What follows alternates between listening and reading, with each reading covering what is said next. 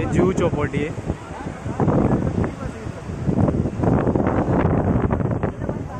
यहाँ पे हम लोग घूमने के लिए आए हैं।